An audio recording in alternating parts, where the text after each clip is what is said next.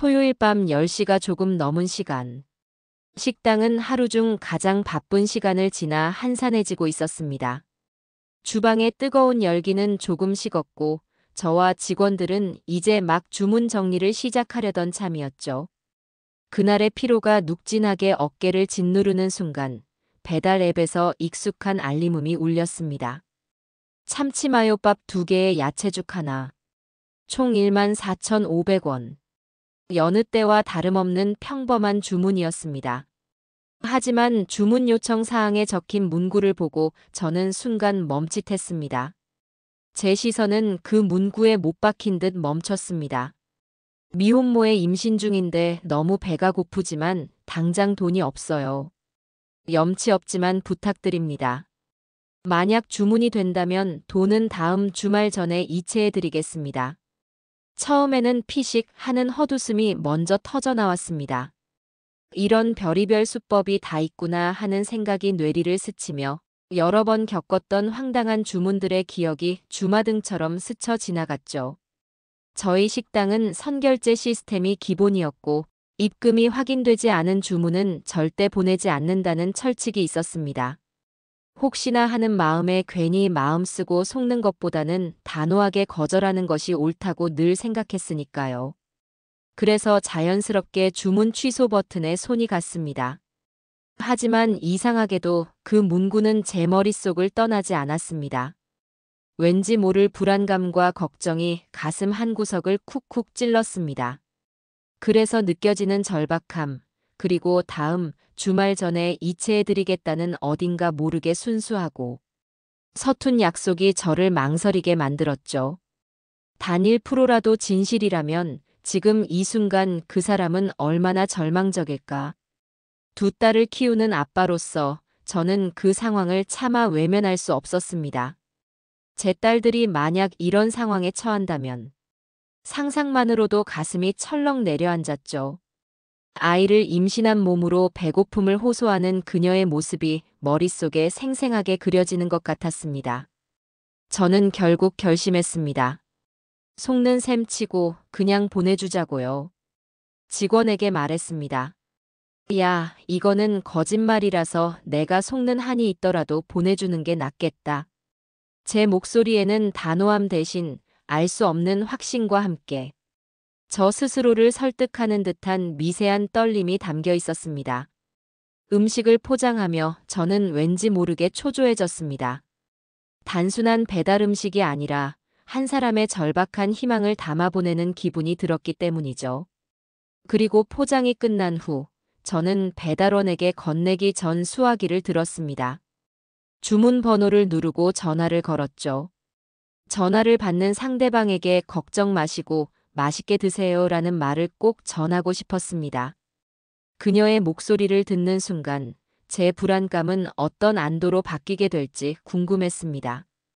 그 순간 전화기 너머로 한 여성의 목소리가 들려왔습니다. 수화기 너머로 들려오는 목소리는 제가 예상했던 것보다 훨씬 더 여렸습니다. 여보세요. 겨우 들릴 듯 말 듯한 작은 소리였죠. 저는 혹시나 제가 오해할까봐 목소리를 가다듬고 정중하게 말을 건넸습니다. 안녕하세요. 주문하신 음식 곧 출발합니다. 맛있게 드시고 다음에 연락 부탁드릴게요. 제 말에 잠시 침묵이 흘렀고 이내 그녀는 흐느끼기 시작했습니다. 정말 감사합니다. 저는 순간 당황했습니다. 그저 제 마음을 전하고 싶었을 뿐인데 이렇게까지 서럽게 울 줄은 몰랐죠. 거짓말이라고 생각했던 제 의심이 순식간에 죄책감으로 바뀌는 것을 느꼈습니다. 동시에 제 가슴 속에는 어떤 뜨거운 것이 치밀어 올랐습니다. 그 목소리는 마치 제 딸과 비슷한 또래인 것 같았거든요. 그 아이가 얼마나 절박했으면 제 짐작이 맞다면 지금쯤 혼자 얼마나 외롭고 무서웠을까 하는 생각에 마음이 아팠습니다. 울음을 멈추지 못하는 그녀를 향해 저는 조심스럽게 말했습니다. 괜찮습니다. 부담 가지실 필요 없어요. 편하게 드시고 몸조리 잘하세요. 하지만 그녀는 연신 죄송합니다. 감사합니다만 되풀이하며 울었습니다. 저는 그 울음이 마치 지난날의 고통과 외로움을 한꺼번에 토해내는 듯한 절규처럼 들려 한동안 멍하니 서 있을 수밖에 없었습니다. 전화를 끊은 후에도 한동안 멍하니 서 있었습니다. 제 마음은 마치 거센 폭풍우가 지나간 바다처럼 혼란스러웠죠. 거짓말이었다면 어쩌지? 하는 불안감과 정말 힘든 아이였다면 어떻게 해야 할까 하는 걱정이 끊임없이 교차했습니다. 제가 보낸 음식 한 그릇이 그녀에게 작은 위안이라도 되었으면 좋겠다는 막연한 희망이 생겼죠. 그런데 희한하게도 걱정이나 의심보다 아무래도 좋다. 그저 괜찮았으면 좋겠다. 라는 바람이 더 커졌습니다. 와이프와 두 딸아이의 얼굴이 계속 떠올랐고 누군가에게 작은 선의를 베풀었다는 사실의 안도감보다는 알 수 없는 슬픔이 더 크게 밀려왔습니다. 그냥 제가 속는 한이 있더라도 그 울음소리가 거짓이 아니었으면 좋겠다는 생각만이 머릿속을 가득 채웠습니다. 그날 밤 저는 한숨도 제대로 자지 못했습니다. 아내는 그런 저를 보며 여보, 너무 신경 쓰지 마. 우리가 할 수 있는 만큼 한 거니까라고 위로했지만 제 마음은 쉽게 가라앉지 않았습니다. 그날 밤 이후 이틀이 지났지만 제 머릿속에는 그 울음소리가 계속 맴돌았습니다. 바쁜 가게 일에 치이다가도 문득 그 아이는 밥을 잘 챙겨 먹고 있을까, 아르바이트는 다시 시작했을까 하는 생각에 마음 한구석이 내내 불편했죠. 혹시나 하는 마음에 주문 목록을 다시 살펴보기도 했습니다. 거짓말일지도 모른다는 의심은 이미 사라진 지 오래였습니다. 그 목소리에는 연기라고는 할 수 없는 날 것 그대로의 슬픔이 담겨 있었으니까요. 그날 아내와 저는 밤늦게까지 그녀의 이야기를 나누었습니다. 혹시나 하는 마음에 영수증에 걱정 말고 편히 드세요라는 메모를 적어보낼까 고민했던 것도 뒤늦게 고백했죠. 그러다 문득 제 휴대폰에서 메시지 알림음이 울렸습니다. 모르는 번호였지만 왠지 모르게 심장이 쿵 하고 내려앉았죠. 메시지를 열어보니 긴 장문의 글이었습니다. 보내주신 덕분에 음식을 잘 먹었다는 말로. 시작된 글에는 예상했던 것보다 훨씬 더 절박한 사연이 담겨 있었습니다. 부모님께는 임신 사실을 알리지 못하고 하던 아르바이트마저 갑자기 그만두게 되어 어쩔 줄 몰랐다는 내용이었죠. 자신이 얼마나 염치 없게 부탁했는지, 얼마나 감사한 마음인지. 구구절절 써내려간 글을 읽으며 저는 손이 떨렸습니다. 그리고 글의 마지막에는 마침 오늘 돈이 들어와서 음식값을 보냈다는 입금 내역이 첨부되어 있었죠. 저는 그 자리에 서서 한동안 아무 말도 할 수 없었습니다. 안도감과 동시에 그동안 제가 느꼈던 막연한 불안감이 사실이었다는 것을 확인하는 순간의 충격이 밀려왔죠. 그녀가 보낸 메시지 속에는 그 모든 고통과 외로움이 고스란히 담겨 있었습니다. 메시지를 읽는 내내 저는 그녀가 홀로 겪었을 절망적인 시간을 상상하며 가슴이 아팠습니다. 저는 서둘러 답장했습니다. 돈은 괜찮습니다. 그동안 마음고생 심하셨죠. 언제든 괜찮으니 편하게 연락 주세요라고 적으려다 지웠죠. 자존심을 건드리지 않으면서도 도움을 주고 싶었습니다. 결국 아내와 상의해 그녀를 직접 찾아가 보기로 결정했습니다. 그 아이가 혼자 감당하기에는 너무나도 버거워 보였으니까요. 제가 그녀에게 해줄 수 있는 일이 더 있을지도 모른다는 생각에 마음이 조급해졌습니다. 아내와 저는 그녀의 집을 찾아가는 내내 마음이 복잡했습니다. 그 아이는 우리가 찾아가는 것을 불편해하지 않을까, 혹시나 폐를 끼치는 것은 아닐까 하는 걱정이 가득했죠. 하지만 메시지 속의 절박함과 진심을 알게 된 이상 모른 척할 수는 없었습니다. 마침내 도착한 낡은 건물 앞에서 아내가 제게 물었습니다. 여보, 우리 잘하고 있는 거 맞겠죠? 저는 아무 말 없이 그녀의 손을 잡고 조심스럽게 문을 두드렸습니다. 한참 뒤에 문이 열렸고 그곳에는 예상대로 앳된 얼굴의 여성이 서 있었습니다. 그런데 그 순간 저는 심장이 철렁 내려앉는 기분이 들었습니다. 그녀의 얼굴이 너무나도 익숙했기 때문이었죠. 어디서 봤더라. 머릿속을 스쳐 지나가는 수많은 얼굴들 속에서 저는 퍼즐 조각을 맞추듯 한 기억을 떠올렸습니다. 몇 년 전 아직 앳된 학생들이 친구들과 함께 우리 가게에 자주 와서 떡볶이를 먹곤 했습니다. 항상 웃음이 가득했고 다 먹은 그릇을 예쁘게 정리해놓고 가던 밝은 아이. 그 아이가 바로 지금 제 눈앞에 서 있는 이 여성이었죠. 너였냐? 저도 모르게 튀어나온 말에 그녀는 당황한 표정을 지었습니다. 익숙한 얼굴과 낯선 현실의 간극은 저를 더 울컥하게 만들었습니다. 항상 웃던 아이가 이렇게 힘든 상황에 처해 있다는 사실이 믿기지 않았죠. 저는 그녀의 손을 잡고 작은 방 안으로 들어갔습니다. 그런데 방 안을 둘러보다가 또 한 번 충격적인 장면을 목격하게 됐습니다. 제가 보내줬던 음식들이 밀폐 용기에 조금씩 나눠 담겨 있었습니다. 이걸 보고 아내가 아니 양이 얼마나 된다고 이렇게 나눠 놓은 거야라고 묻자 그녀는 울먹이는 목소리로 말했습니다. 주중에 돈이 언제 들어올지 몰라서요. 배고플 때마다 조금씩 먹으려고요. 그 순간 저는 그녀의 고통이 단순히 배고픔의 문제가 아니라 언제 끝날지 모르는 불안감과 절망의 문제라는 것을 깨달았습니다. 저는 더 이상 말을 잇지 못하고 그녀를 끌어안고 싶은 충동을 느꼈죠. 이 어린아이가 혼자 감당해야 했을 무게가 고스란히 느껴지는 순간이었습니다. 밀폐 용기에 나눠 담긴 음식들을 보며 저는 한동안 말을 잇지 못했습니다. 저 어린아이가 느꼈을 불안감과 공포가 제게 고스란히 전해져 오는 듯 했죠. 아내 역시 눈물을 글썽이며 그녀의 손을 잡았습니다. 그 자리에서 저는 무언가라도 해줘야 한다는 충동을 느꼈습니다. 그리고 냉장고를 열어보니 마침 미역국을 끓일 재료가 보였습니다. 잠깐만 있어봐. 내가 따뜻한 거 하나 끓여줄게.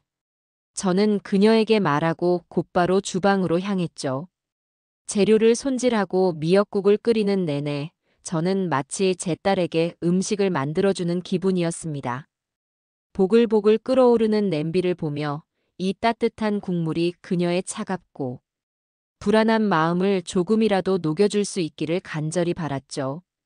아내는 그동안 그녀와 이런저런 이야기를 나누었습니다.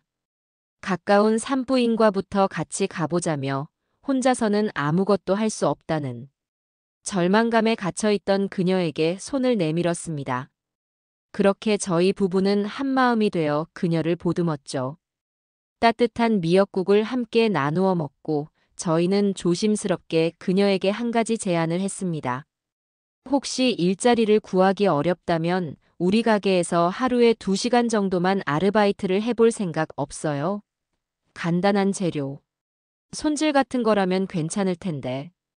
저희는 그녀의 자존심을 건드리지 않는 선에서 스스로 일어설 수 있도록 돕고 싶었습니다. 그녀는 처음에는 망설이는 듯 했지만 이내 울먹이는 얼굴로 고개를 끄덕였습니다.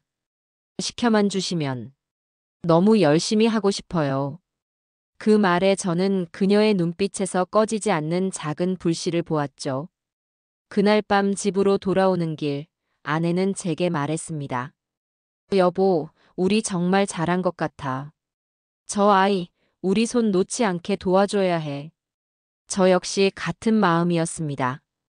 이 작은 선의가 그녀에게 희망의 시작이 될 수 있다면 그것만으로도 충분하다고 생각했습니다.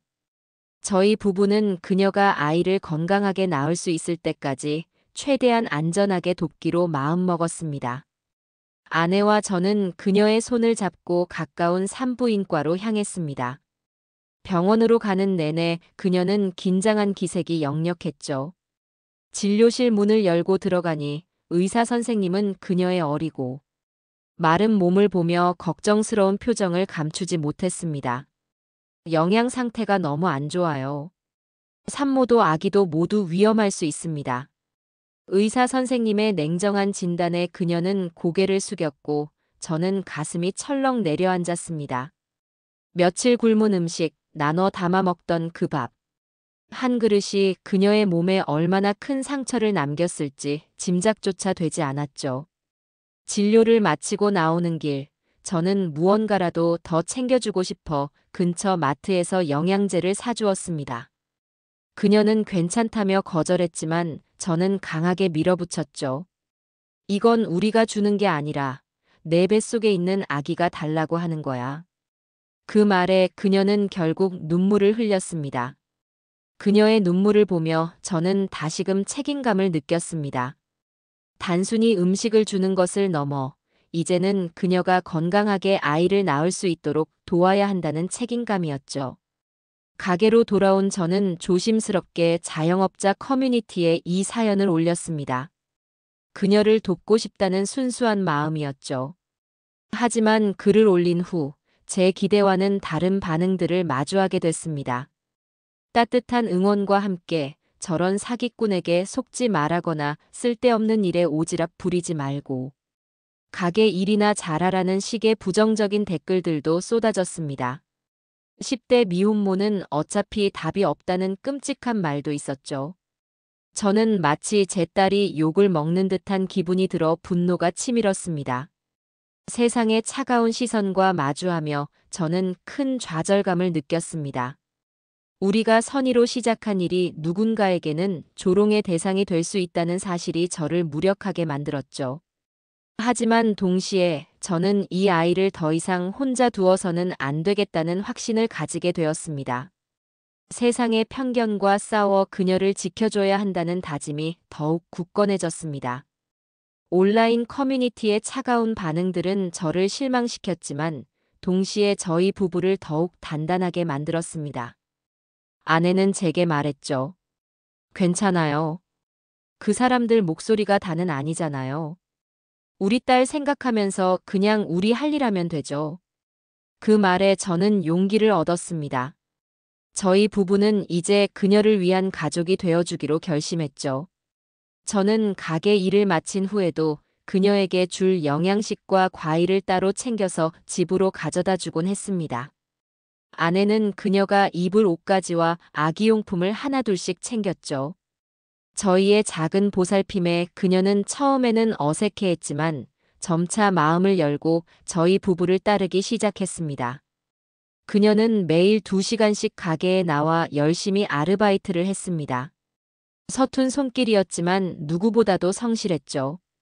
저희는 그녀에게 단순히 일을 시키는 것이 아니라 함께하는 법을 가르쳐 주었습니다. 음식 재료는 이렇게 손질해야 상하지 않아, 손님들은 이런 걸 좋아해라며 소소한 노하우를 알려주었죠.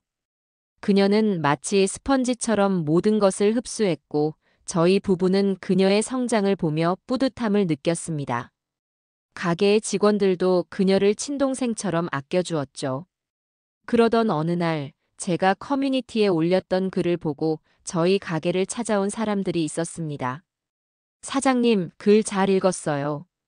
저희도 조금이나마 돕고 싶어서요. 그들은 그녀를 위한 후원금과 아기용품을 건넸습니다. 커뮤니티의 부정적인 반응에 실망했던 저에게 그들의 따뜻한 마음은 큰 위로가 되었습니다. 저는 그제야 깨달았습니다.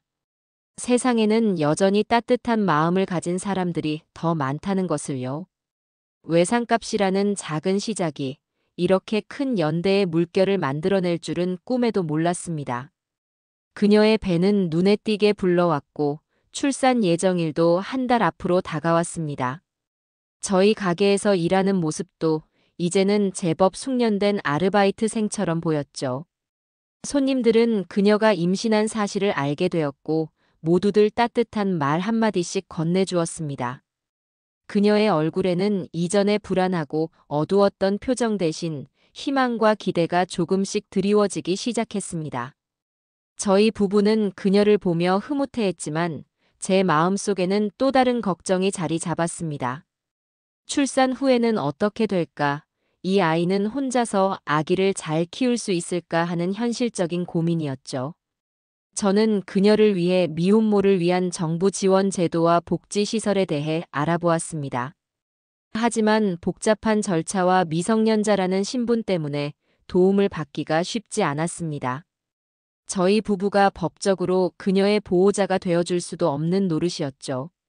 답답한 현실의 벽에 부딪힐 때마다 저는 무력감을 느꼈습니다. 단순히 밥을 주고 일자리를 주는 것만으로는 해결할 수 없는 문제들이 산적해 있었습니다. 그녀 역시 출산이 다가올수록 불안감이 커지는 것 같았습니다. 어느 날 밤 가게 문을 닫고 함께 이야기를 나누는데 그녀는 조심스럽게 말했습니다. 사장님, 사실 제가 부모님께 아직 아무 말씀도 못 드렸어요. 그녀의 목소리는 다시 울음이 섞여 나왔고 저는 그동안 애써 감추려 했던 그녀의 두려움을 느낄 수 있었습니다. 가족에게 외면당할지도 모른다는 공포, 혼자서 아이를 키워야 한다는 막막함이 그녀를 짓누르고 있었던 것이죠. 저는 그녀의 손을 잡고 말했습니다. 괜찮아. 이제는 혼자가 아니잖아. 우리가 있잖아. 그날 밤 그녀의 눈물은 단순히 두려움 때문만은 아니었을 겁니다. 그녀는 제게 그리고 저희 부부에게 처음으로 마음의 짐을 털어놓고 있었으니까요. 출산 예정일이 다가올수록 그녀는 밤잠을 설치는 날이 많아졌습니다. 저와 아내 역시 긴장된 마음으로 그녀를 지켜보았죠. 혹시나 하는 마음에 휴대폰은 항상 손에 쥐고 있었습니다. 그러던 어느 새벽 휴대폰이 요란하게 울리기 시작했습니다. 사장님, 배가 너무 아파요. 수화기 너머로 들려오는 고통스러운 신음에 저는 잠이 확 달아났습니다. 아내와 저는 서둘러 옷을 챙겨 입고 병원으로 달려갔습니다. 병실에 도착하니 그녀는 이미 온몸에 식은땀을 흘리며 침대에 누워 있었습니다. 저는 그녀의 손을 잡고 괜찮아, 괜찮아라고 말해주었죠. 하지만 저의 목소리는 미세하게 떨리고 있었습니다. 생명의 탄생이 얼마나 고통스럽고 위대한 일인지 저는 알고 있었기 때문입니다. 그녀는 고통 속에서도 저와 아내에게 연신 죄송합니다. 죄송합니다라고 말했습니다. 저희 때문에 괜한 폐를 끼친다고 생각하는 것 같았죠. 아내는 그런 그녀의 머리를 쓰다듬으며 아니야, 은지야. 고맙다. 우리한테 와줘서 고마워라고 말했습니다. 기나긴 시간의 진통 끝에 마침내 아기의 울음소리가 들려왔습니다. 응애, 응애 하고 우렁차게 울려 퍼지는 소리에 저와 아내는 서로를 끌어안고 눈물을 흘렸습니다. 그녀 역시 아기의 울음소리를 듣고 안도감과 기쁨에 겨워 울음을 터뜨렸습니다. 저는 유리창 너머로 아기를 보았습니다. 작고 소중한 생명. 그 생명을 위해 이 어린아이가 얼마나 외로운 싸움을 해왔을까 생각하니 가슴이 미어졌습니다.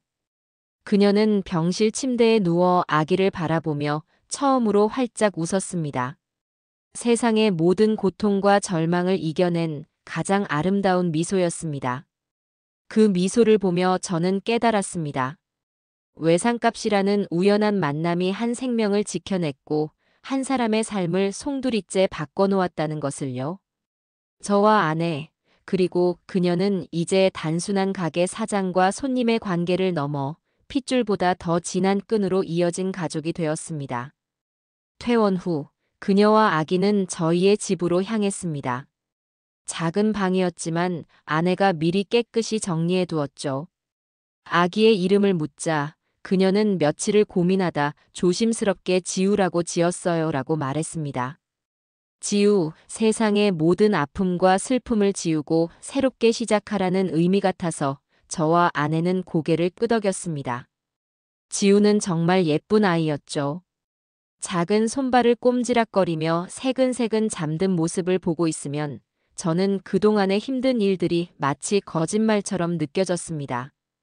그녀는 이제 더 이상 혼자가 아니었습니다.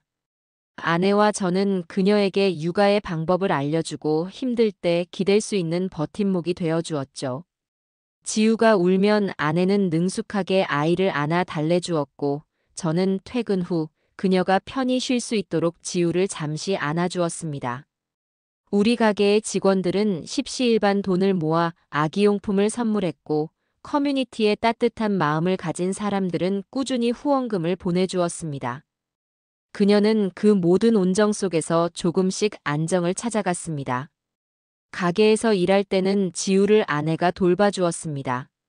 손님들은 이제 아기를 데려온 그녀를 보며 축하해요. 힘내세요 라고 말해주었죠. 한때 그녀에게 쏟아졌던 세상의 냉정한 시선은 따뜻한 응원의 목소리로 바뀌어 있었습니다. 저는 그녀가 아이와 함께 행복하게 살아가는 모습을 보며 큰 보람을 느꼈습니다. 외상값이라는 작은 선의가 한 사람의 인생을 바꾸고 나아가 작은 사회를 변화시켰다는 사실이 믿기지 않았습니다. 어느 날 저녁 그녀가 제게 말했습니다. 사장님, 사실 저 이제 저와 지우의 이름으로 된 통장을 만들었어요. 그녀의 목소리는 이전에 불안했던 목소리와는 확연히 달랐습니다. 그 속에는 당당함과 희망이 가득 담겨 있었죠. 저는 그날 밤 그녀와 지우를 보며 작은 기적이 시작되었다는 것을 확신했습니다. 그녀가 부모님께 임신 사실을 고백하는 것은 여전히 저희 부부에게 가장 큰 숙제였습니다. 그녀는 매일 밤 망설였고 저희는 그녀의 손을 잡고 용기를 주었죠. 지우는 너 혼자의 아이가 아니야. 우리 모두의 아이고 내 부모님께는 세상에서 가장 소중한 손주가 될 거야. 수많은 고민 끝에 그녀는 드디어 용기를 내어 부모님께 전화를 걸었습니다. 저와 아내는 그녀의 곁에서 숨죽이며 그 통화를 지켜보았습니다. 수화기 너머로 들려오는 부모님의 목소리는 처음에는 당황스러움과 분노로 가득 차 있었죠. 내가 지금 제정신이니 어떻게 그런 일을 우리에게 숨길 수 있어? 라는 격앙된 목소리에 그녀는 고개를 푹 숙였습니다. 하지만 저희가 옆에서 거들며 그녀가 겪었던 어려움과 이제는 아이와 함께 씩씩하게 살아가고 있다는 사실을 전했습니다.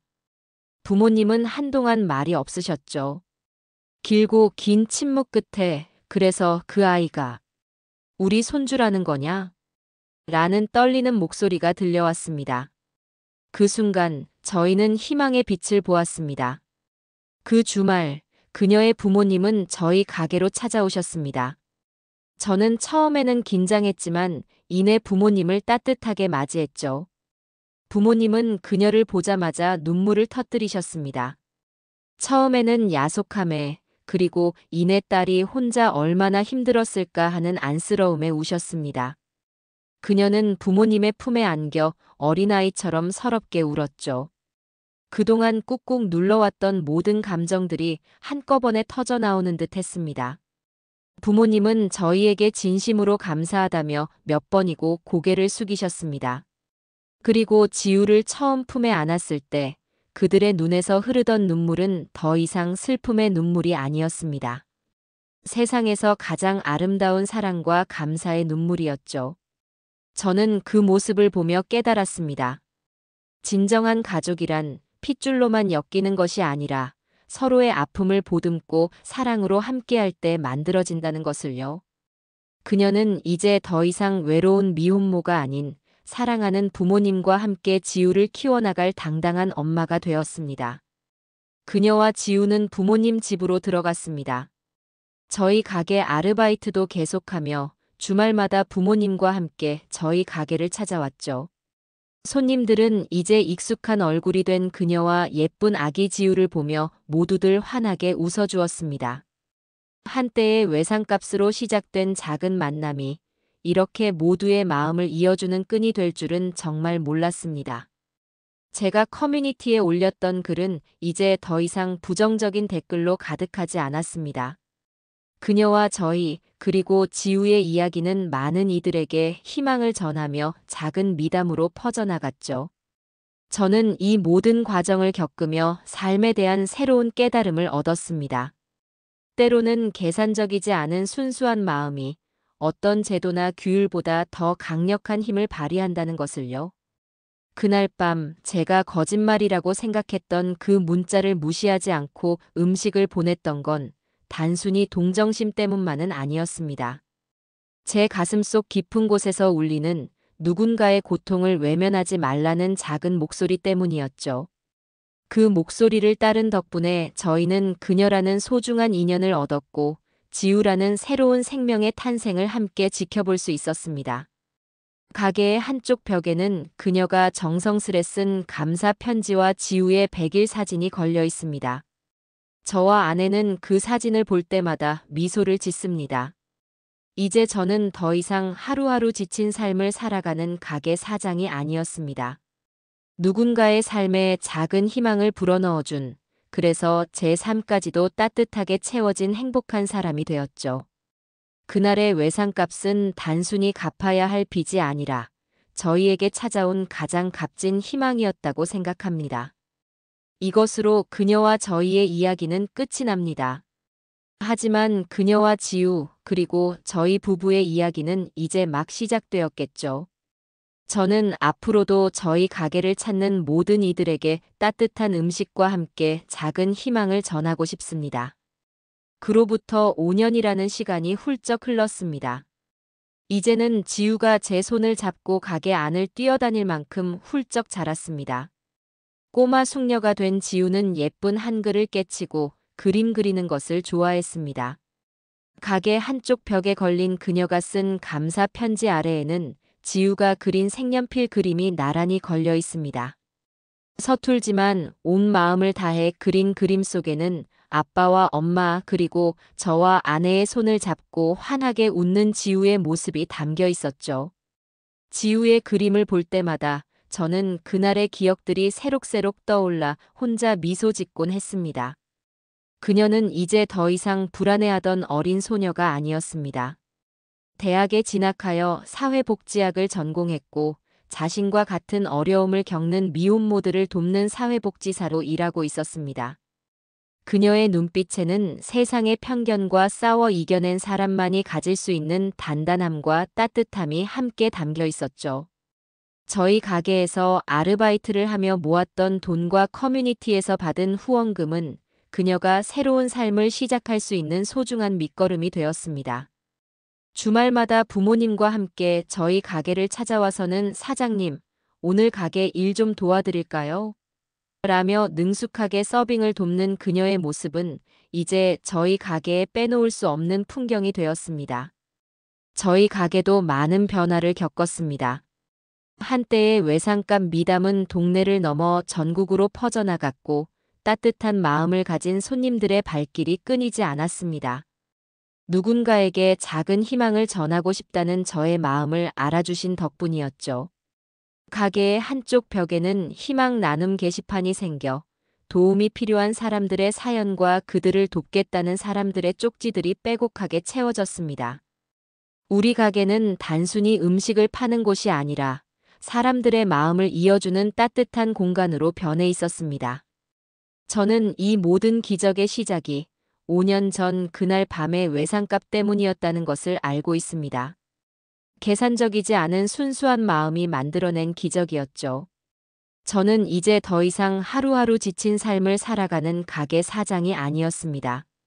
누군가의 삶에 작은 희망을 불어넣어준, 그래서 제 삶까지도 따뜻하게 채워진 행복한 사람이 되었죠. 저는 오늘도 가게 벽에 걸린 지우의 그림을 보며 다짐합니다. 고맙다 지우야. 그리고 그녀야. 너희가 내게 가르쳐준 희망을 나도 앞으로 더 많은 사람들에게 전할게. 그렇게 우리의 이야기는 끝나지 않고 희망이라는 이름으로 계속 이어져 갈 것입니다. 세상은 아직 살만한가 봅니다. 감동적인 사연 잘 들으셨나요? 귀로 듣고 마음으로 느끼는 오디오 드라마 귀마라마. 다음 시간에도 감동적인 사연으로 찾아뵙겠습니다. 구독과 좋아요는 제가 영상을 만드는 데 힘이 됩니다.